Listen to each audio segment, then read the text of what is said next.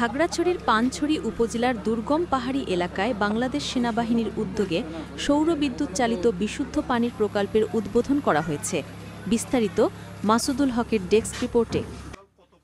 খাগড়াছড়ির পানছড়ি উপজেলার দুর্গম কারিগরপাড়া ও রেজামণি পাড়ায় পাহাড়ি জনগোষ্ঠীর দীর্ঘদিনের বিশুদ্ধ পানির সংকট নিরসনে বাংলাদেশ সেনাবাহিনীর অর্থায়নে সৌর বিদ্যুৎ চালিত পানি সরবরাহ প্রকল্প উদ্বোধন করা হয়েছে।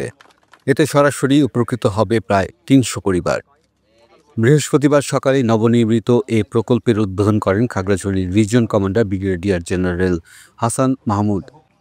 এখানকার বেসামরিক প্রশাসনের সাহায্যে যে কাজ করে যাচ্ছে তারই অংশ হিসেবে কিন্তু আমরা এখানে এই জনগণের আর্থসামাজিক অবস্থার উন্নয়নে কাজ করে যাচ্ছি।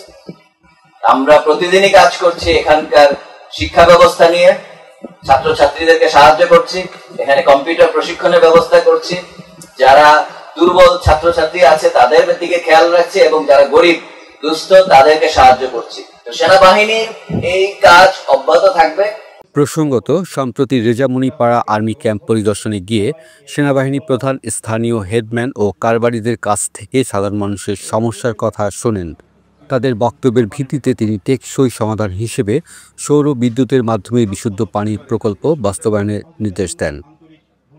উদ্বোধনী অনুষ্ঠানে উপস্থিত ছিলেন খাগড়াছড়ি পার্বত্য জেলা পরিষদের চেয়ারম্যান শেফালিকা ত্রিপুরা, জেলা প্রশাসক ABM ইফতেখারুল ইসলাম খন্দকার, পুলিশ সুপার মোহাম্মদ আরফিন জুয়েল এবং সদর জোন অধিনায়ক লেফটেন্যান্ট কর্নেল মোহাম্মদ খাদেমুল ইসলাম সহ স্থানীয় গণ্যমান্য ব্যক্তিবর্গ।